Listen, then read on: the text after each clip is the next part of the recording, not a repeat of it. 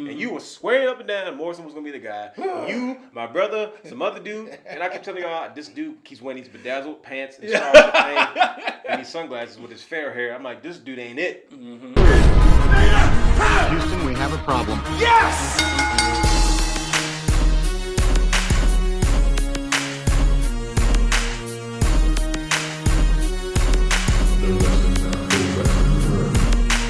What you gonna do? What you gonna do?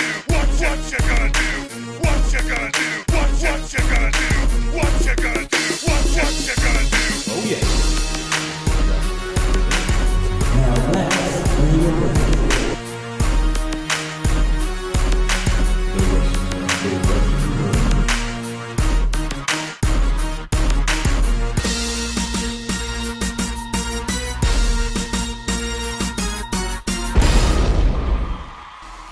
Hello, ladies and gentlemen. Welcome to another episode of the Wrestling Realm. Man, we rolling, ain't we?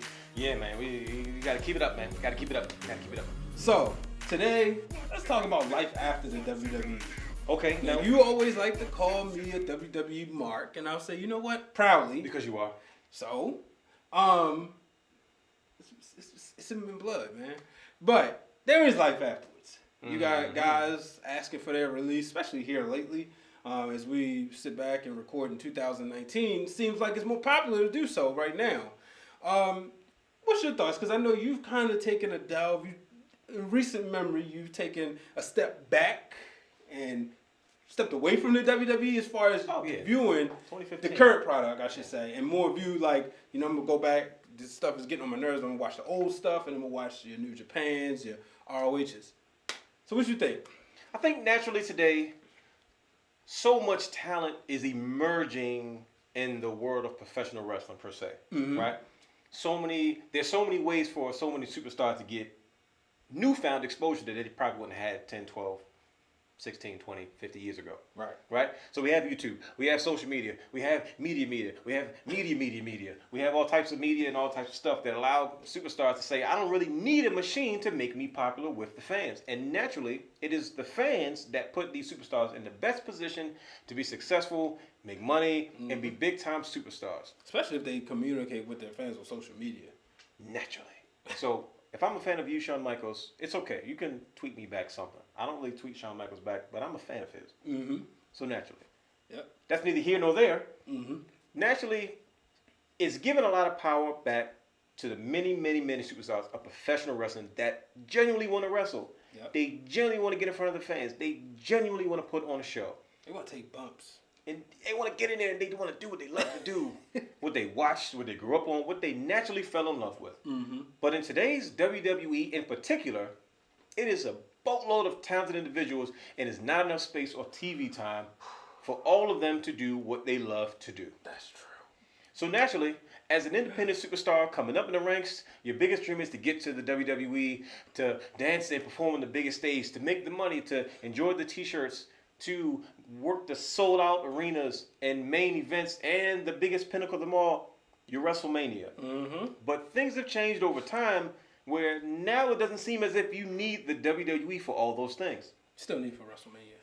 WrestleMania, naturally. You're not getting around that one. Right. But maybe you can work for a promotion in front of 10,000, 12,000 people. Maybe you can work a promotion in front of audiences across the pond. I mean, the Tokyo Dome. The Tokyo Dome. That's a big one. 64,000 people. It's a big deal. So naturally, if I want a t-shirt design, I can do that now thanks to Pro Wrestling Tees. Or the Real Dwayne Allen. Do I do that? Yeah. I do that. That one? This one? Huh. So, wrestlers, hit them up.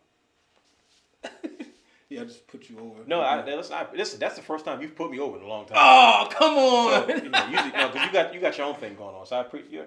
It's a good brother, man. Too sweet. Don't leave me hanging. Too sweet.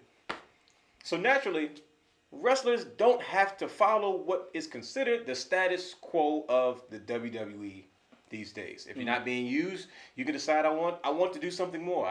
The rush of the fans, whether it's 50 people or 50,000, no longer makes a difference because superstars just want to be recognized because they feel now that maybe I don't need the machine to be what I consider successful. Yep. That's true. You look at a guy like Cody Rhodes, right?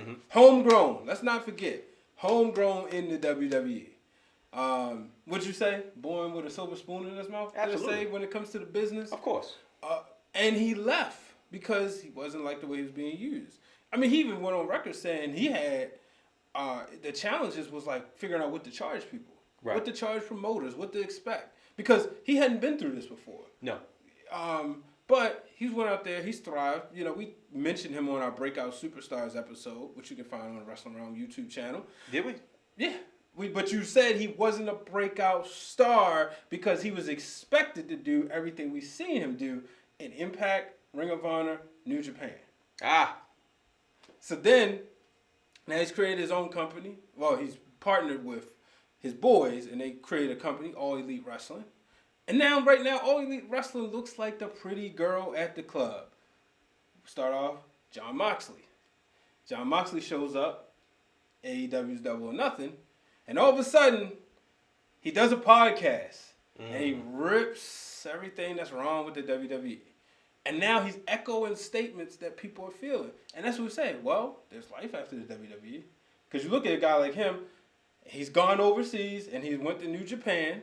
He's won the IWGP United States Championship. Congratulations, Moxley. Well done. But who did he beat for that title? A former NXT guy. Yep. Juice Robinson. CJ Parker. Ooh. Did he have any other names? That's all I remember. But he said it loud and clear. There's no more CJ Parker left in that blood. That's true. Have you seen Juice Robinson? Yeah. You wouldn't even think the guy was even C.J. Parker in the first place. I'll say this: he looked good in that loss. After that promo, that's probably one of the best losing promos post-match promos I've ever seen. Because now I'm like, okay, I want to see what's next from Juice Robinson. Okay, sure. Well, let's answer the gazillion-dollar question. Why are these superstars asking for their releases? Well, you know, good old JR says it comes down to two things. It comes down to two C's. Cash or creative. Clearly, nobody's competing with Vince McMahon's wallet. Well, maybe some people, maybe AEW claim they could, what Vince McMahon is willing to pay, I should say. Sure, okay. But creative is the main thing we're seeing. I won't touch on Sasha Banks because I haven't seen nothing personally from her say that she's frustrated. Death to dirt sheets. Right. She's gone on record saying, and at the time of this show, she's gone on record saying she's happy to find herself. She loves wrestling. I looked on her social media. I did not see Sasha say, I am sick of WWE, or they won't give me my freedom, or they made me lose. I haven't seen that. So I'm not going to touch on that. But I will say guys like I said, Moxley, even, well, not so much Jericho, because Jericho just shows up and wrestle. He kind of do what he want to do. But you see people just want to have more input on the creative. And Moxley kept saying he wants to let Vince McMahon know his creative process sucks. Okay, so what sucks about it? If I'm a professional wrestler, I'm a guy that's, okay, I live the dream, I'm finally here. Because let's look at Moxley's situation in particular. He's a guy that's got almost every opportunity you can possibly think of. He's not a disgruntled guy that's not being used. Right. He's not a disgruntled guy that's not being treated fairly. He's probably one of the most decorated WWE superstars to ever come in today's modern era in terms of new superstars on the scene. Yeah. But yet, with all that being said, and all those accolades added to his pedigree, it still wasn't enough. Now, in my case, being the guy that I am, I still consider him third fiddle to the Shield, because he's most likely my least favorite. But I'm not going to sit here and deny the impact that he had in the WWE and what he brought to the table. Because somebody just tweeted that, well, he was the first Grand Slam champion from the Shield. And I still didn't care. But, you know, I think with him, he was just tired of, from what I understood and interpreted, he was tired of the fact that you go to this person, you go to that person, you go to this person about something, and having somebody else write their lines for you, as opposed to being able to use bullet points, you know. Sure. Now, this is an argument that this is not new. Right. This is something we've been hearing for years. But there's a difference between today's superstars and the superstars of yesteryear. I mean, some of those older superstars weren't afraid of the ramifications of saying, you know what, I'm going to take a risk. Yeah. We often hear about the arguments between The Rock and Triple H when it comes to WWE officials and the arguing about going off the script. That necessarily wasn't the case in regards to what they asked them to do. But at the end of the day, made great television. It did. We enjoyed it. Absolutely. So you have to ask yourself, okay, cool.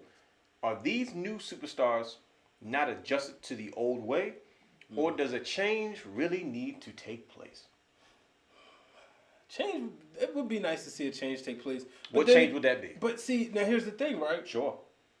Makes you wonder if they do go off script, what's going to happen? Because I mean, you look at a guy like Triple H. Sure. You put him in the ring with better yet, Becky Lynch, Charlotte Flair, Vince McMahon in the ring before WrestleMania. Got you. I'm there. Vince McMahon embarrassed them. They couldn't keep up with the old man. They couldn't keep up. You know, Daniel Bryan. Now everybody knows I'm a Daniel Bryan guy. Yes movement's still good for me. But it was a point he started rambling. And I don't know if that was written for him, but Vince McMahon had to shut up. So if these guys jump off script, I would like to see personally. I would like to see them do it, and then we see if they can actually keep up. You know, because I think Triple H do it all the time.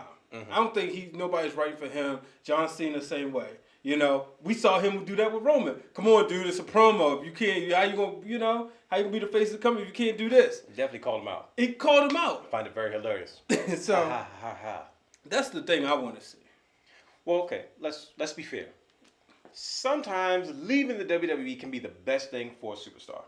Sometimes it's best to say, you know what, let me go find myself, make a name for myself, kind of blaze my own trail, so that way when I come back, you find me that much more valuable. Yep. It's not the first time it happened. We saw it happen with Dustin Rhodes.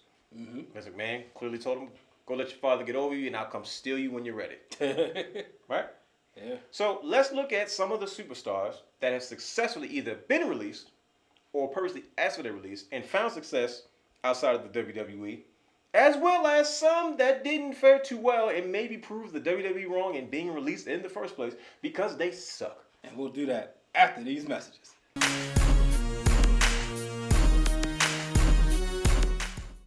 All right, and we're back. So you was getting ready to get deep into it. Superstars who have thrived. Let's talk about it. Okay, let's start with my personal favorite, the main one off breaks, Cody Rhodes. Yeah. It's timely. Let's just dive into it. Cody Rhodes. Naturally, his name is Rhodes. So it didn't matter what he did or where he was going to go. He was determined to make a name for himself. Right. When Cody first asked for his release from the WWE, he was kind of traveling and he kind of didn't know who he was just yet. You saw different sides of Cody Rhodes. You saw different personas. But halfway through, you begin to see this guy find himself. And he found himself, to me personally, I think when he decided becoming a villain. Yeah. Becoming the American Nightmare for Cody was a changing point and a turning point, in my opinion, in his career. I began to see him do some of his best work that I enjoyed in other promotions, specifically in Ring of Honor, as well as New Japan Pro Wrestling, and a couple other stops he made along the way. Man, I wish his father was still around to see him become the American Nightmare. I'm almost afraid that Dusty would end up leaving the WWE just to do something special with his sons. I mean, it's not the first time Dusty has competed with Vince, WCW, NWA. NWA. Yeah, he was the booker for Jim Crockett Promotions, for goodness sake. I think at the time they sold the company. I could be wrong. But to see Cody Rhodes transform into who he was now, coming from Stardust, funny in his own right, but he wasn't being used. He was a main event guy, WWE Superstars guy. And to kind of blow up and to see what he's evolved into today, partnering with his buddies to take part in his own company, huge difference. Yeah. So, that's your favorite.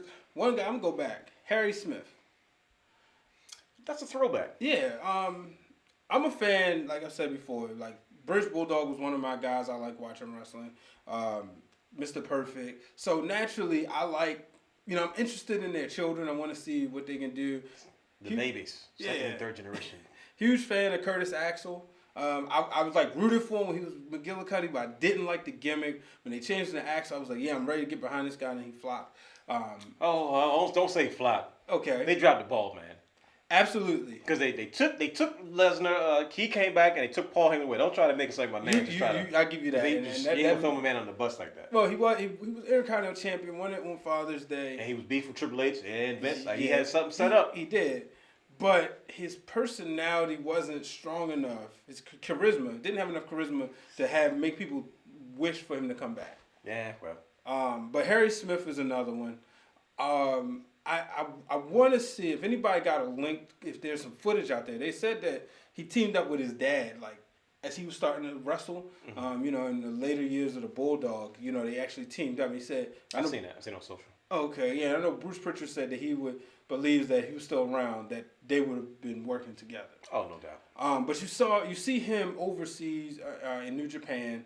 Whenever he has a match, I'm always watching. You see him in MLW, the New Heart Foundation. Yeah, Pro Wrestling Noah before then. Yeah, Pro Wrestling Noah. Short stint in All Japan. Mm-hmm. So that's one of my favorites. You know, one guy I wanted to see do well, Damian Sandow. John Morrison. But yeah, and people say, well, Morrison's the Impact champion and all this, but I don't care what he does. Now, see, let's pump the brakes once again. Mm-hmm. You love John Morrison. I did. We argued, especially in the early years. We talking 2010-ish, 11-ish. We creating the show. And man, it was countless arguing because the big thing is always, who's the Marty Jannetty? We joked about the promo him and Miz did on, what was the show they did? They had a show, and this was like the earlier days of social media. When the Miz was kind of, he just stepped out on his own, and Morrison was kind of doing this thing, and they both sat in the ring, and they were arguing who was going to be the Marty Jannetty of the And we looked at that and said, that's a legitimate conversation. Let's talk about this. Mm-hmm. And you were swearing up and down Morrison was going to be the guy. You, my brother, some other dude. And I kept telling y'all, this dude keeps wearing these bedazzled pants and and these sunglasses with his fair hair. I'm like, this dude ain't it. Mm-hmm. And now look at the Miz. Need I say more? Yeah. But let's talk about a guy recently that's controversial in some ways. Not necessarily, but a guy who was released, went out, came back, found a lot of success. Mm-hmm. One, let's talk about Jinder Mahal. Yeah. Jinder Mahal was released. He left out. He didn't make a huge buzz in the independent scene. But he changed his look. He developed his body. He changed his look. He came back as a utility guy, then as a lackey, and they eventually evolved into a WWE champion. Now, unfortunately, he's gone back to being just another utility guy. He's the 24/7, two-time 24/7 champion. Which I can appreciate, but what other WWE champions formerly do you know are 24/7 champions? I know a former NWA 24/7 champion. That doesn't Mr. count. 24/7 European. TV champion. Art. True. He's 5 times at the moment. Yeah. Most by the time this airs, he might have already been 9. He might be like 12 by the time this airs. Who knows? But a guy like Jinder. Yeah. He left. He came back. Or his counterpart in 3MB, Mr. Drew Galloway. Oh, yes. Made a name for himself out there. I mean, immediately his impact was felt. And now look at he's looked the best I've ever seen him. And Drew McIntyre has rightfully taken his place in the WWE, and it's only a matter of time before he becomes what I consider a top guy. So in some cases, going away helps. They always come back. And in some cases, it doesn't make a difference because they suck. Sammy Callahan. That was your guy. He was a huge Sammy Callahan fan. No. You loved him. You said he was going to be the future of NXT and Performance Center and all this stuff. No. Solomon Crow guy? No, not at all. Are you sure? I'm positive. So where do we go from here? What happens? Because there's a lot of other guys that feel, and gals, that probably feel the same way Jon Moxley does. Yeah. That probably feels the same way as Harry Smith once did. Mm-hmm. You know, he just couldn't get with the product. He wanted to do something more edgy, something more gritty, something more real. And now we have a promotion in AEW and Ring of Honor to an extent, and New Japan has always been very gritty, very stiff, very strong, where these wrestlers kind of have the freedom to explore that side of professional wrestling that they may not be privy to in the WWE. Mm-hmm. I mean, but you see that sometimes I've noticed it in corporate America. Mm-hmm. People leave a company, kind of go get their creative freedom a little bit, sure. And then they, because they try to prove themselves and it doesn't work. Or even like we said, cash and creative, they only make, I'm gonna just use a figure, they only make $30,000 at company A, sure. And they try to go up the ranks, but sure. Then company B gives them a shot, and they're gonna pay them $50,000, and now they doing their thing, and then they move up a little bit, but then company A wants them back. Now they're much more valuable than they was before. So you see that it's not, it happens in the world of professional wrestling and entertainment. It also happens in the world of corporate America. So I think that for wrestlers, if you are frustrated, leave. Why be miserable? That's a spot. I mean, we were just talking about the big Royal Rumble match they had, or Big Battle Royal. Mm-hmm. It's already too many people there. It's a lot of talent. Mm-hmm. It's a lot of talent being underutilized. And, I mean, you only got so much TV time. And then when USA Network and soon to be Fox Network are saying we want to see AJ Styles and Roman Reigns and Kofi Kingston on your product more, you got to do what they say. At the end of the day, True. So, it leaves us with one major question as we kind of wrap this up and we wind this down. Asking for your release. Is that the thing to do, or in today's climate of professional wrestling? There was a day, if you didn't like it, you stuck it out, you made it happen, and you made the best of it, and you eventually just waited your turn. But there was also a time in the NBA where the salary cap had gotten extremely low, and taxes had gone through the roof due to economic change. And naturally, there was this wave of guys saying, we'll go overseas, and we'll take this tax-free money. And it was a huge wave. A lot of guys were saying, no, I'm turning down NBA contracts. Josh Childress, for example. ooh, Big one. He turned down took a bigger contract overseas. But then that trend didn't last but too long. After a while, people realized the lifestyle of living overseas wasn't the same as the NBA. So after a while, when the collective bargaining agreement changed between the Players Association and the NBA, the whole wave of choosing to turn down the main contracts of the NBA to go overseas began to fizzle out. Are we looking at the same thing in today's climate with the WWE, or do you see things forever changing now that you have competition out there willing to say you can come here and we divulge in your career creatively completely different than the PG product known as the E? That was a lot, I know. That's a hard one to see, man. You like how I put that together, didn't you? Yeah, it's. We really think about it. At the end of the day, it's a reason Vince McMahon has been around long, and he's seen companies come and go. So it's really hard to say like these other companies are going to come around. But you did bring up a good point at the beginning of the show as far as the ability with social media. But I think instead of asking, obviously I'm a fan first, so I can't say, this is what you need to do. I would like to believe that if it was me, I would go to the powers that be and give more input so that when I ask for my release, I can say, at the end of the day, I did everything I could do. Makes sense. I'm not going to argue with that one. Yep. Final thoughts? Oh boy, I think it's going to be a lot of superstars asking for their release soon. Or it's going to be a lot of superstars that's not going to resign with WWE. After watching that 50-man Battle Royal, I said, oh boy, that's rough. There's so much talent in that ring, and I haven't seen it in almost 3 months. I mean, between that and looking at the Combine a couple weeks ago, it's a lot. It's probably over 300 people on the WWE umbrella, under the WWE umbrella. And let's not pretend like Vince McMahon's mindset has always been next man up. Right. So, ladies and gentlemen, that's going to do it for this episode of the Wrestling Realm. Make sure you subscribe to us by clicking below. Subscribe to the YouTube channel. Find us wherever you get all your social media platforms. Twitter. Yeah, what's that? Instagram. And, of course, the Facebook. I'm old school. Follow him at Dwayne Allen 24. Follow me at Brian H. Waters. Until the next time, so long, everybody.